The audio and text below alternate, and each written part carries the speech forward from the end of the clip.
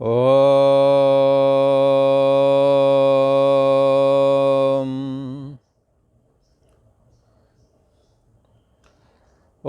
अखण्डमण्डलाकारं व्याप्तं येन चराचरं तत्पदं दर्शितं येन तस्मै श्रीगुरवे नमः। योगेश्वर श्री कृष्ण भगवान की जय। ऐं सरस्वत्यै नमः। श्री गंगा देव्यै नमः।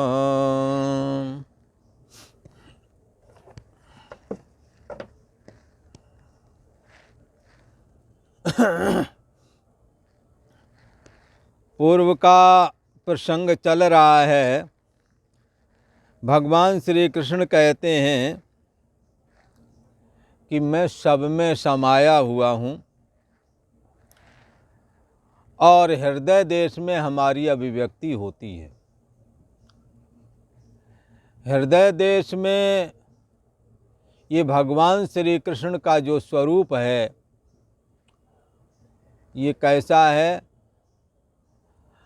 हृदय देश में विद्यमान ये भगवान श्री कृष्ण का निज स्वरूप है।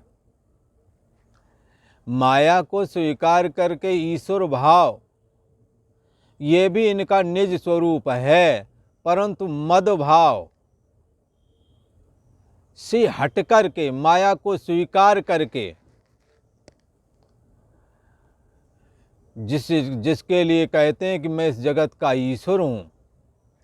निज स्वरूप तो उनका ये अंतर्यामी आत्मा ही है, चैतन्य सत्ता ही है।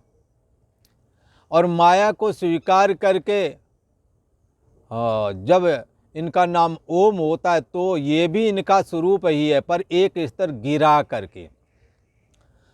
पहले तो माया भाग नहीं था, शुद्ध चैतन्य सत्ता ही भगवान श्री कृष्ण का निज स्वरूप है। पर माया को स्वीकार करके फिर जो उनका अहम बनता है वो ईश्वर अहम बन जाता है। वो भी इन्हीं का स्वरूप है, पर माया के साथ है। फिर मन को स्वीकार कर लेते हैं तो जीव बन जाते हैं, देह को स्वीकार कर लेते हैं तो वसुदेव देवकी के पुत्र बन जाते हैं। भगवान श्री कृष्ण कहते हैं मूढ़ो अयम नाभिजानाति। मेरे इस रहस्य को मूढ़ लोग नहीं समझते। ये लोग क्या कहते हैं, इनकी बातें यदि सुनो तो कहिए भगवान श्री कृष्ण भी ये कार्यालय वो कारागार में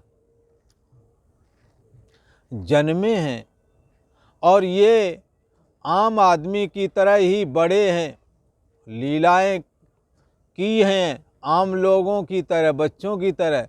इसलिए भगवान श्री कृष्ण भी एक आम आदमी की तरह ही है। ऐसा जो सोचते हैं उनका सोचना यथार्थ नहीं, ये मूढ़ बुद्धि पुरुषों का सोचना है। भगवान श्री कृष्ण ने तो यहाँ तक कहा ये चैतन्य सत्तात्मक जो मेरा मद भाव है ये तो सब में एक जैसा है। वो तुम्हारे हमारे में अंदर में भी वैसा ही समाया हुआ है। भगवान श्री कृष्ण तो ये कहते हैं माया में हम जो अभिव्यक्त हुए हैं वो ईश्वर मूर्ति हो गया हूँ। मैं शुद्ध चैतन्य सत्ता जिसमें अहम नहीं, उस समय में निरहम पद में था, पर माया को स्वीकार करा तो अहम पद आ गया, अर्थात एको हम। हाँ, मैं एक हूँ ऐसा लगने लगा। पहले मैं एक हूँ ये भी नहीं लग रहा था जब निज स्वरूप में थे। शुद्ध चैतन्य सत्तात्मक स्थिति जो भगवान की है उसमें अहम पद नहीं है। अहम पद तो माया को स्वीकार करने से, क्योंकि माया एक ही है इसलिए एको हम, मैं एक हूँ ऐसा लगने लगा। और इस माया ने ही अपने को विखंडित किया और अत्यंत सूक्ष्म मन के रूप में विघटित हो गई। उसमें जब भगवान श्री कृष्ण का प्रतिबिंबित हुए तो जीव बन गए। फिर देह को स्वीकारा तो वसुदेव देवकी के पुत्र हो गए। एको देवा, एक ही देव है। जैसे भगवान श्री कृष्ण के अंदर ये हाँ प्रक्रिया चली है, ऐसे ही हमारे आपके अंदर में भी चली है। भगवान श्री कृष्ण बड़ी उपाधि सारे मन में मिला दो इक्वल टू माया, और माया को विघटित कर दो परमाणु से भी सूक्ष्म संकल्पात्मक रूप में, फिर जो मन विखंडित मन अनंत हो जाते हैं, संकल्प विकल्प रूप मन। इन मनों में वही प्रतिबिंब झांकता है, तो ये जीव भाव है। पर झांकने वाला वही चैतन्य सत्ता है जो माया में झांक रहा, वही मन में झांक रहा। इसलिए भगवान श्री कृष्ण बारंबार कहते हैं, तुम मेरे रहस्य को समझो, यदि तुमने हमें समझ लिया तो आप अपने को समझ जाओगे। आप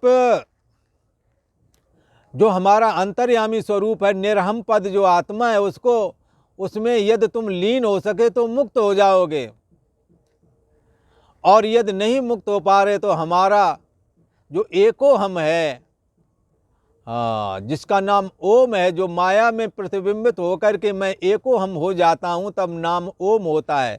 यदि ये रहस्य समझ में नहीं आती तो हमारी उपासना करो, क्योंकि हमारी उपाधि माया ही विखंडित होकर के तुम्हारा मन बनी हुई है। इसलिए मन तुम्हारे बस में नहीं आ रहा है तो एक काम करो,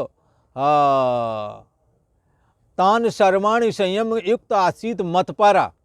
इन संपूर्ण इंद्रियों को तथा मन को यदि बस में करना है तो मत पारा, मेरे पारायण हो जाओ, मेरे भरोसे हो जाओ, मेरी शरण हो जाओ। बोले क्यों हो जाएं? बोले इसलिए हो जाओ क्योंकि तुम जिस मन को अपना बस करना चाहते हो, अधीन करना चाहते हो, जिस मन पर आप विजय प्राप्त करना चाहते हो, वो हमारी ही शक्ति माया का अंश है। इसलिए ईश्वर अंश जीव अविनाशी, ये ईश्वर का अंश है मन।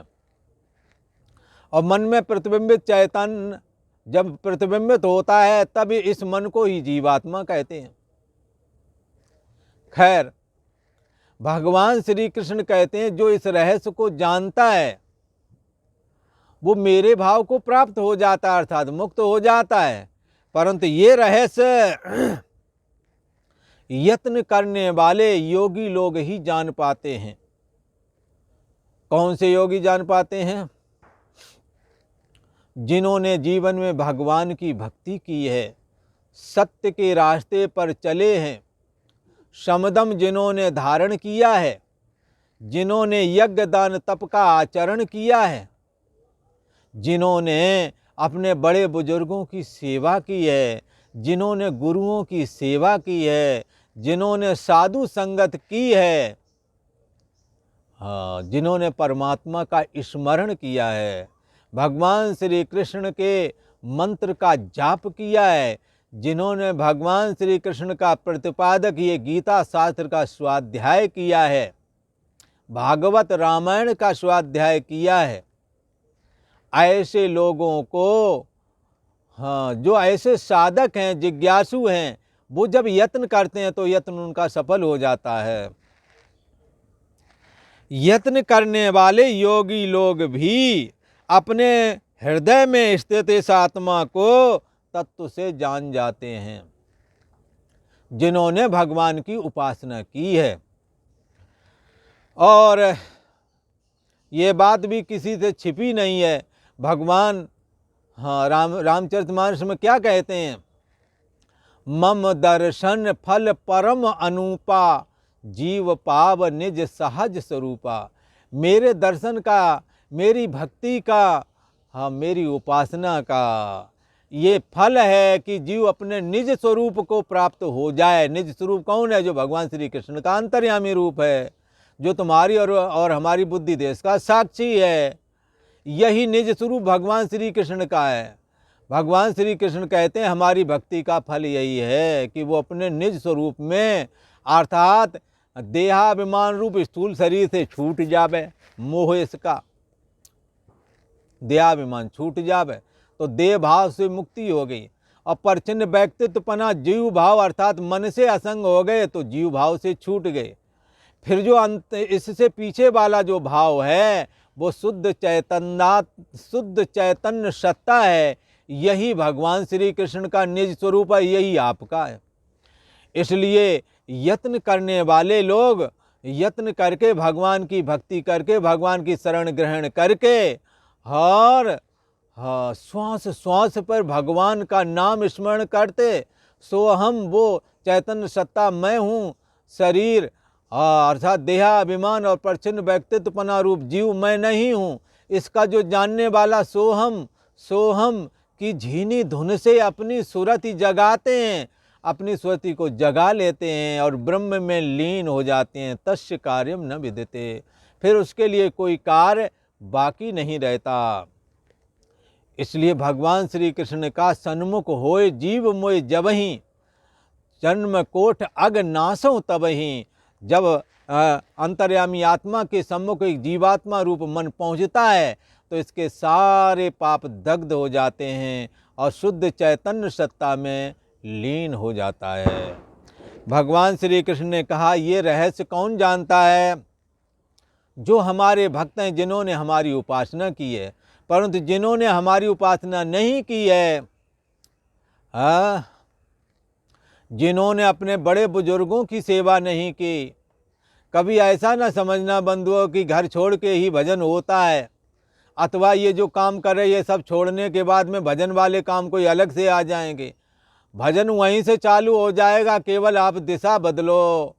आप स्वार्थ से प्रेरित होकर के जो लगे रहते थे, अब स्वार्थ त्याग करके भगवान के लिए अपना कर्तव्य पालन के लिए लगे रहो। मोह का त्याग कर दो, आसक्ति का और फलाकांक्षा का त्याग कर दो, कामना से रहित होकर के स्वार्थ बुद्धि का त्याग करके फिर शरीर वाणी और मन से तुम जो कर्म करोगे वो कर्म तुम्हें बंधनकारी नहीं रहेंगे। ये कर्म योग बन जाएंगे। कर्म ही पूजा है, ये बात सार्थक हो जाएगी। इसलिए जिस परम ब्रह्म परमात्मा से ये अनादि संसार वृक्ष चला आ रहा है और जिसमें स्थित है, जिसमें लीन हो जाता है, ऐसे परम ब्रह्म परमात्मा की पूजा हम कैसे करें? तो कहा, स्वकर्मणा तमाभ्यर्चम, उसकी पूजा अपने कर्म के द्वारा करो। बोले महाराज कौन सा कर्म करें? यदि ऐसा कोई कहे तो बंधुओं, जो बुजुर्ग माता पिता तुम्हारे घर में हैं, जिनसे तुम बोलना नहीं चाहते, उनसे बोल देना ही उपासना हो जाएगी। वो बोलने के लिए तरस रहेंगी, हमसे बोले, आप बोलो, उनसे प्रेम से बोलो। हाँ, वो उनको तीर्थ यात्रा आदि कराओ। जो नाते रिश्तेदार आपके कुटुंब कबीले के लोग हैं, जो ये भर चाहते हैं कि हमें बुला लें, इतना ही चाहते हैं वो, और कुछ नहीं चाहते हैं। उन्हें लगता है तो इनके यहाँ जाने से हमारा सत्कार हो जाए, बुला लो उन्हें, ये भजन हो जाएगा। अगल बगल वालों को दान दक्षिणा करते हो, बुआ भूपा वगैरह और भी जो लगे, इन्हें बुला लो, ये भजन हो जाएगा। स्वकर्मणा तमाभ्यर्चम, जिन लोगों से आप नफरत कर रहे हो उसमें परमात्मा विद्यमान है, उनका सत्कार कर लो, उनका आदर कर लो, उनकी सेवा कर लो, बस हो गया भजन। ये आदत बुरी संवार लो, स्वार्थी जीवन वाली ये आदत, ये मोहात्मक आदत, द्वेष भरे पड़े हो, सबको बुलाएंगे पर इसको नहीं बुलाएंगे, चाहे कुछ हो जाए। तो चाहे कुछ का बर्बाद भी हो जाते हैं। फिर स्वार्थ से जुड़े हुए जो लोग हैं, ब्लड वाले रिश्ते नहीं रहे, तो जिन्हों को तुमने अपने मन मर्जी से जोड़ा वो काहे को रहेंगे? वो भी एक एक करके जैसे जैसे मतलब सिद्ध हो जाएगा हटते जाएंगे। इस दुनिया की यही रीति है। इसलिए नए क्यों बनाना है? बोले पुराने रोड जितने ख़त्म करना, हमने तो नए रोड बनाना है। नए रोड तुम बना ना सकोगे, पुराने तोड़ डालोगे, चलने के लिए तरस जाओगे। तुम्हारे बनाए हुए रोड उतने मजबूत नहीं हैं। जो पुराने जहाँ तहाँ खड्डे हो गए, इनकी मरम्मत कर लो, इसमें पहले से रोलर चल चुका है, इसलिए इनकी बुनियाद मजबूत है। तुम जिसको बना रहे हो वो बुनियाद ब्लड की बेस पर है। हाँ, आपके ब्लड के रिश्ते हैं, उस पर वो मजबूत बुनियाद रखी गई है। ये हमारे चाचा ताया बुआ आदि ये रिश्ते आपके ब्लड के हैं। जिन रिश्तों को आपने चलते हुए थोड़ी सी मीठी बात की, उनको अपना लिया, उनका त्याग कर दिया, नई सड़क बनाई, नया नाता बनाया, नया रास्ता बनाया, ये रास्ते तुम्हारे मजबूत बुनियाद पर नहीं हैं। कई तो इसीलिए जुड़ते हैं और वो ये देख लेते हैं कि तुम्हारा संबंध अब किसी के साथ नहीं है, इसलिए वो ऐसा आपस में बात करते हैं कि ये मुर्गा अच्छा फंसा है। आपको पता नहीं है वो आपके बहुत सारी चीज़ों पर नज़र रखने लगते हैं। उन्हें पता लगता है कि इसके आने जाने वाले भी कोई नहीं है, ये अकेला पड़ता है। किसी न किसी दिन तुम्हारा अहित करने की वो प्लानिंग बना सकते हैं, आप उनके टारगेट में आ सकते हैं। इसलिए अच्छा हो जो जाने हुए हैं उनसे व्यवहार छोड़ो मत। मैं ये नहीं कहता नया मत जोड़ो, जोड़ो, पर पुरानों की त्याग की बेस पर नहीं। केवल इतने भर से नहीं कि उसने हमारे उनको ऐसा बोल दिया था। वो तो जब भोजन परोसा गया था ना, तो उन्होंने अपने बेटे को अच्छे वाले बिस्कुट दिए, हमारे वाले को बिस्कुट नहीं दिया। इन छोटी बातों के लिए मत झगड़ो। वो हम तो उनके यहाँ 100 रुपये देने गए थे, बड़ी मुश्किल से दे दिया था, अब वो हमारे को वापस नहीं किया। तो अब छोटे मोटे पैसों के लिए इतना मत करो कि रिश्ता तोड़ डालो। हाँ, स्वकर्मणा तमा व्यर्चम, अपने कर्म के द्वारा उस ईश्वर की पूजा करो जिनको तुम छोटी छोटी बातों के चलते छोड़ रहे हो। ये छोटी छोटी बातें इस संसार में अनादिकाल से चली आई हैं। ऐसा कोई परिवार वाला नहीं हुआ है, नहीं सुनने में आया जिसके देवरानी जेठानी के झंझट न चल रहे हों। हाँ, नंद भौजाई के झगड़े ना चल रहे हों, भाई भाई के झगड़े ना हुए हों। एक ही माँ के पेट से निकलने वाले भाई बंधु भी कालांतर में अलग हो जाते हैं। तो अलग होने का समय आने दो, हो जाओगे। आप पहले से ही क्यों तोड़ने में लगे पड़े हो? हाँ, ईश्वर ने ये परिवार दिया है, ये सब ईश्वर का है, ईश्वर में है, ईश्वर ही है इस रूपों में। इसलिए रहमन धागा प्रेम का मत तोड़े चटकाए। हाँ, तोड़े से फिर ना जुड़े, जुड़े गांठ पर जाए। इसलिए ये धागा प्रेम का ईश्वर ने तुम्हें दिया था, इसके बीच बर्ताव के लिए दिया था, तुमने उसे अस्वीकार कर दिया। जो ईश्वर ने नाते बना के दिए, और तुम जो नाते बना रहे हो उन नातों में भी तुम रुक न सकोगे। इसलिए अच्छा है जब तक माँ बाप आदि जीवित हैं तब तक इन नातों को खींचो, चलाओ, वरना वो भी कलपते हुए जाएंगे कि जिनको हमने पैदा किया, पढ़ाया लिखाया, वो हमारे सामने एक जगह राम काज में भी नहीं बैठ पा रहे हैं, काम काज में नहीं बैठ पा रहे हैं। दिल दुखी होवेगा और कुछ समय के बाद चले जाएंगे, फिर तुम्हारे को कोई ये कहने वाला नहीं बचेगा। इसलिए स्वकर्मणा तमाभ्यर्चम, अपने समाज को जोड़े रहो। पुरानी सड़कों पर सभी जा आ रहे हैं, तुम नई बनाओगे, पुराने वाले उन सड़कों पर, उन नातों पर नहीं आएंगे, पर पुराने वाले नातों पर नए आ जाते हैं।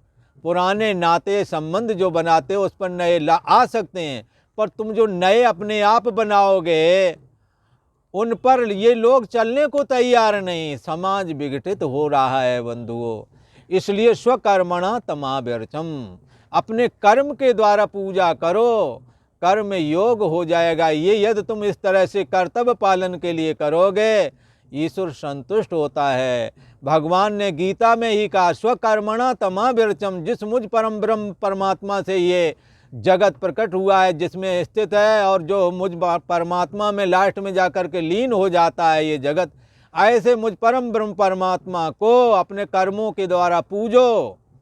और कोई पूजा अलग से नहीं है। भज सेवायाम, ये भजन शब्द सेवा के अर्थ में है। आप सबसे पहली क्लास अपना घर का ही है, यहाँ पहली क्लास पास करो, फिर आगे बढ़ पाओगे। भगवान के साधन भजन में सबके साथ प्रेम का व्यवहार करो, सहानुभूतिपूर्ण का व्यवहार करो, कपट छोड़ करके बर्ताव करो। पता लगे सामने आए तो मीठी मीठी बातें करते हैं, और बाद में जब वो चला जाता है, बोले देखा कैसी मीठी मीठी बात था, इसको मैं अच्छी तरह से जानता हूँ, ये इतना अंदर से जितना बाहर दिख रहा है उससे ज़्यादा भीतर है। ऐसी कपटपूर्ण बात क्यों रखते हो? अगला आदमी मिलने आया, वो तो जो कुछ कहना था चला गया, आप पीछे से हाँ पाप में विचार प्रकट कर रहे हो। उसने तो ऐसा कहा भी नहीं था, पर आप तो कह रहे हो। इसका मतलब जो दिल खोजा अपना, मुझसे बुरा न कोई। ये बुराई उसमें नहीं थी, आप में ज़्यादा है। हो सकता है उसमें भी हो, पर तुम्हारे में ज़्यादा है, क्योंकि उसने तो बोला नहीं, आप तो बोल भी रहे हो और सबको बता भी रहे हो ये ऐसा है। आज देखो कैसी मीठी मीठी बातें करके आया यहाँ, लगता किसी मतलब से आया होगा, जबकि वो आया केवल मिलने को। एक रेलवे में काम करते थे, बाबू थे, तो एक किसी शहर में जगह गए, कोई वो भी अधिकारी थे, वहाँ मिलने गए। तो सोचा काफ़ी समय से अपने गांव परिवार के आदमी हैं, चलो मिल लेते हैं। वहाँ जब गए तो उनकी पत्नी कहते अपने कि देखो ये अब आगे किसी न किसी मतलब से आए होंगे।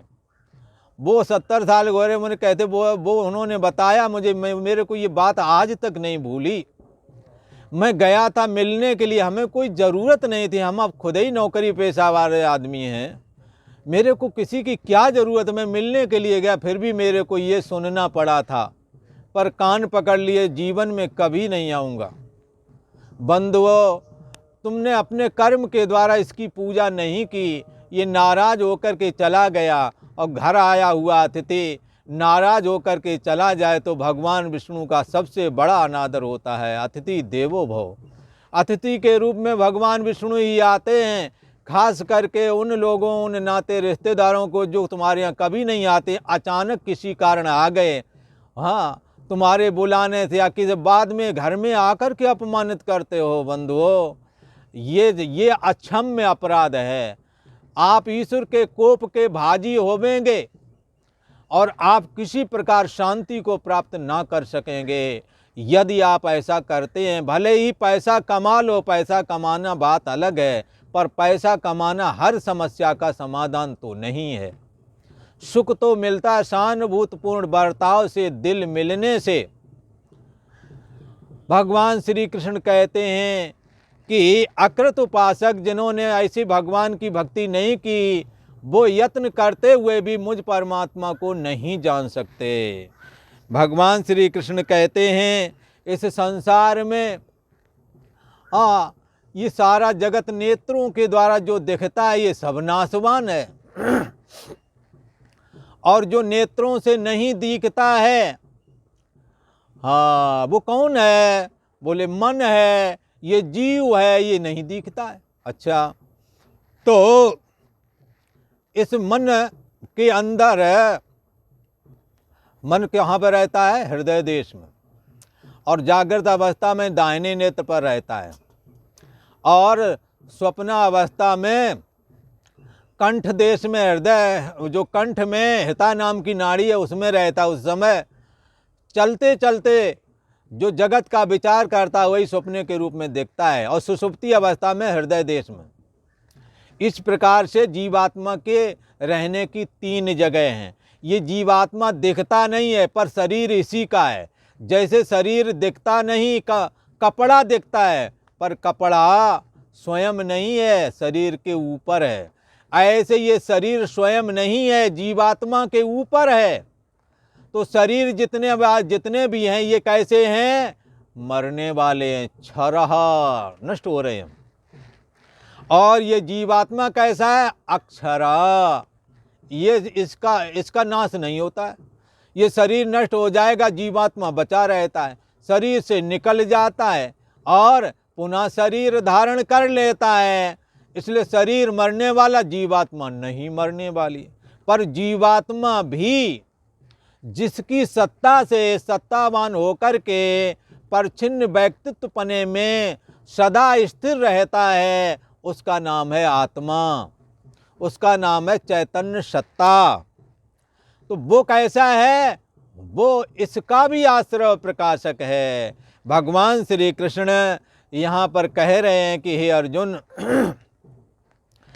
ये 16वें श्लोक में भगवान श्री कृष्ण ये रहस्य क्लियर कर रहे हैं। द्वाविमौ पुरुषौ लोके क्षरश्चाक्षरैवोचा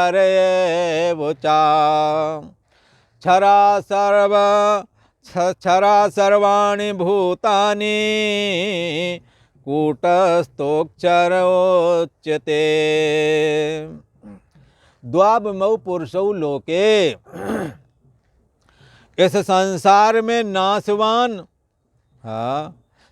लोके क्षराचा अक्षरा एव, इस संसार में नाशवान और जो नाश नहीं होता जिसका, नाशवान और अविनाशी, एव इमौ द्वौ पुरुषौ, इस संसार में नाशवान, जिसका नाश होता है वो, और जिसका नाश नहीं होता है वो, ऐसे दो प्रकार के पुरुष हैं। अच्छा, ऐसे दो प्रकार के पुरुष हैं। कौन का? एक पुरुष वैसा है जिसका नाश हो जाता है, और एक पुरुष ऐसा जिसका नाश नहीं होता। अच्छा, तो ये दो तरह का पुरुष है क्या? बोले हाँ, सच्चे अर्थों में मन ही पुरुष है, पर उसका कोई रूप आकार नहीं है। इसलिए जीने खाने रहने की तीव्र संवेग जब मन में आता तो देह धारण कर लेता है, माता पिता के रजवीर का निमित्त बना करके। तो बंधुओं, ये शरीर के रूप में मन ही है। मन के दो रूप हैं, एक स्थूल रूप और सूक्ष्म रूप। स्थूल रूप तो देह और जगत है, सूक्ष्म रूप मन और माया है। खैर, अभी व्यष्टि में देखें, मन का स्थूल रूप ये 3.5 हाथ का शरीर, और मन का अपना निज स्वरूप जीव भाव है, जो सोने जागने वाली चेतना है। ये मन का अपना निज स्वरूप है। तो ये जो बाहर दिखने वाला 3.5 हाथ का जो आकार है, ये तो नाशवान है, और जो अंदर है जीव भाव, आभास चेतना अथवा मन जिसको कहते हैं, ये जो सोने जागने वाली चेतना के सहित जो ये मन है, ये मन कैसा है? देह के मरने पर भी नहीं मरता है। अच्छा, एक बात और है, अभी बुढ़ापा आ गया है, हो न विषय विराग, पर विषयों से वैराग नहीं हो रहा है। बोले किसे नहीं हो रहा है? शरीर तो थक गया है। हाँ, मुंह में दांत नहीं रह गए, अंतड़ियों में पचाने की सामर्थ्य नहीं रह गई है, आंखों से धुंधला दिखता है। शरीर तो जवाब दे गया है, पर फिर भी अगर कहीं बूढ़े बड़े कुछ करते दिखाई दे जाएं शास्त्र विरुद्ध कार्य, तो फिर क्या समझना चाहिए? अभी ये अंदर से जवान है, जवान भला। ये जवान क्यों है? क्योंकि मन कभी मरता ही नहीं, ना कभी बूढ़ा होता है।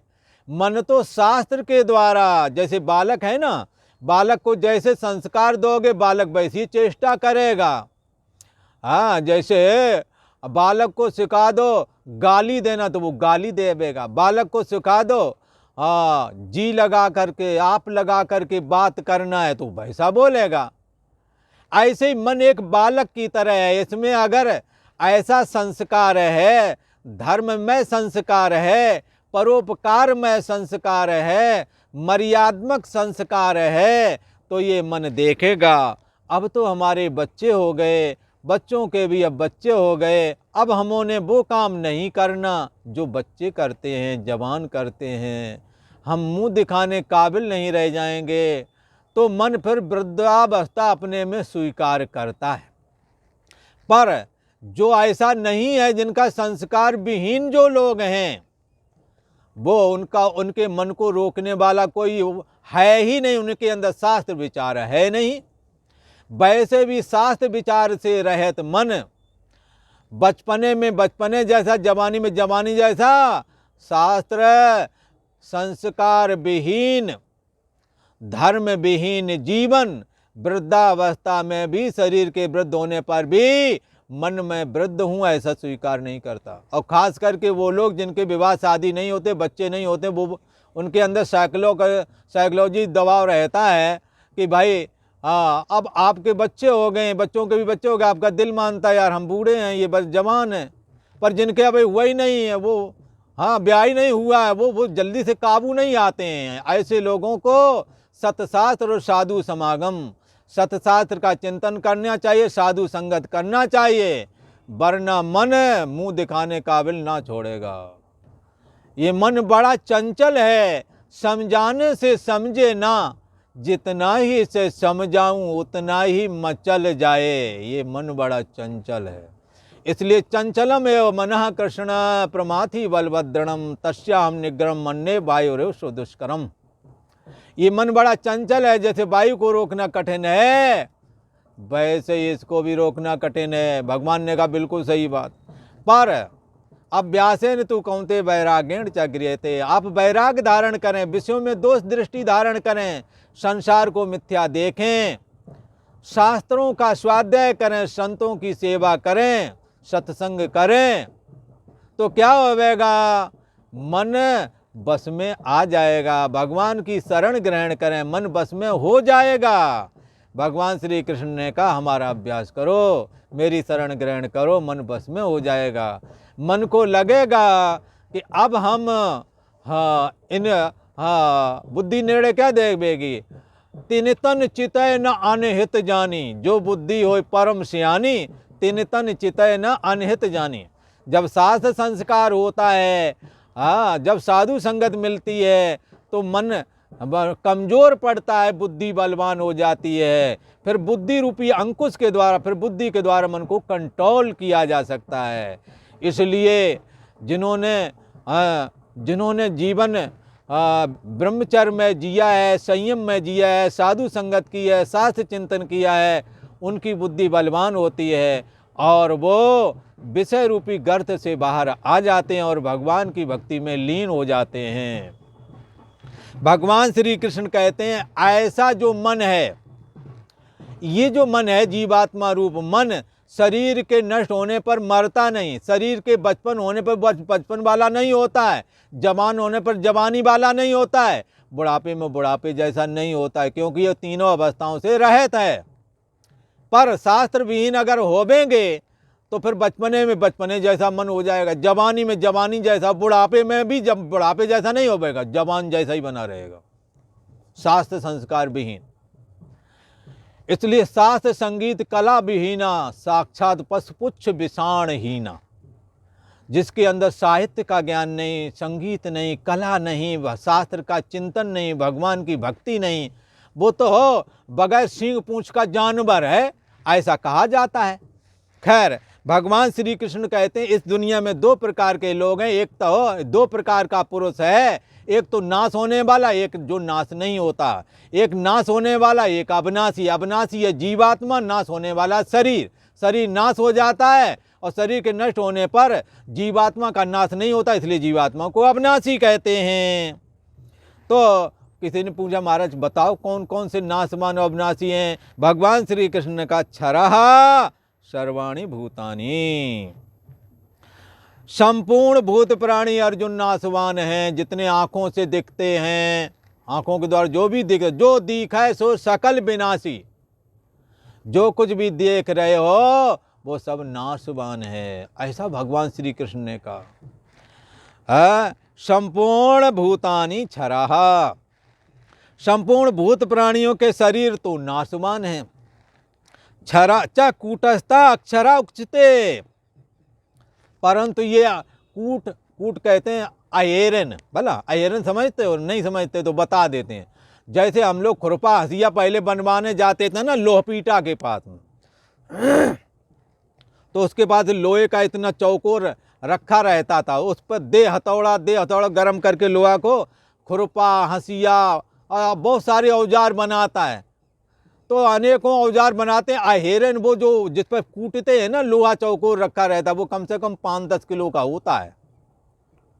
अब उसमें कूटते हैं, अनेकों औजार हथियार बना लिए और लेके लोग चले भी गए। कोई सुई बनवाने आया, कोई फावड़ा बनवाने, कोई कढ़ाई बनवाने, कोई खुरपा हसिया बनवाने आया, चाकू बनवाने आए, बना दिए उसने।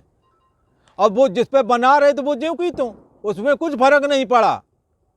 ऐसे ही अंदर जीवात्मा रूप जो ये मन है कूटस्थ है। कूट माने जो अचल कूट की तरह, हेरन की तरह, उस लोहा की तरह अचल तो खड़ा है। उसमें ऐसे ये शरीर मिला, ये भी बचपना जवानी बिता के बुढ़ापे की ओर चला जा रहा है। ऐसे ही जन कितने शरीर इसमें आए और बचपना जवानी बुढ़ापा बिता करके चले भी गए, पर ये जीवात्मा ज्यों का त्यों है, इसलिए इसको अविनाशी बोलते हैं। सर्वाणि भूतानि क्षराः, संपूर्ण भूत प्राणियों के ये जो शरीर दिखते हैं ये सब नाशवान हैं, पर इसमें रहने वाला ये जीवात्मा कौन है? सीधा सीधा मन को मान लो, मन ही है। मन में जब अंतर्यामी आत्मा प्रतिबिंबित होता है तो जीवात्मा उसे कहते हैं। मन के बगैर प्रतिबिंबित होता नहीं, इसलिए हम लोग कहते हैं मन ही जीव है। मन होगा तभी तो प्रतिबिंबित होवेगा, और मन बगैर प्रतिबिंबित हुए अपना होनापना भी नहीं होता। मैं हूँ अगर ये लग रहा है तो इसका मतलब दो चीज़ें हैं, परम ब्रह्म परमात्मा मन पर प्रतिबिंबित है, प्रतिबिंब है और मन है। इसलिए जीवात्मा कौन है? जब सत्तात्मक परमात्मा मन से जुड़ा होता है, उस समय की स्थिति का नाम जीव भाव है। तो ये जीव भाव नहीं मरता है, ये तो तब मरता है तब जीवात्मा स्वयं जब सच्चिदानंद ब्रह्म को, आत्मा को जब देखता है। क्या देखता है? देखता ध्यान करता, मैं साक्षी आत्मा हूँ। देखता देखने वाले को देखता है। कौन है? जो आँख का भी आँख है, कान का भी कान है। कौन है? जो इस सोने जागने वाली चेतना का होना न होना भी जानता है। को देवा, ये कौन सा देव है? यही सच्चिदानंद ब्रह्म है। इसी को आत्मा कहते हैं, इसी को परमात्मा कहते हैं। यही सत्तात्मक परम ब्रह्म परमात्मा जब मन से जुड़ा होता है तो जीवात्मा कहलाता है। संपूर्ण भूत प्राणियों के शरीर तो नाशवान है, परंतु ये जीवात्मा कैसा है? अक्षरा उच्यते, अक्षर है। अनेकों शरीरों के नष्ट होने पर भी इसका नाश नहीं होता। ऐसा भगवान श्री कृष्ण ने कहा। एक बार पुनः फिर विचार करें, इस संसार में नाशवान और अविनाशी दो प्रकार के पुरुष हैं। इसमें संपूर्ण भूत प्राणियों के जो शरीर हैं ये तो सब नाशवान कहे गए हैं, और संपूर्ण भूत प्राणियों में स्थित जो सोने जागने वाली चेतना है, हाँ, जो मन पर प्रतिबिंबित हो रही है, यही जीवात्मा है, जो अनेकों शरीरों के नष्ट होने पर भी जिसका नाश नहीं होता। इसलिए जीवात्मा को अविनाशी कहा है। और आज इतना ही। ओम शांति शांति शांति।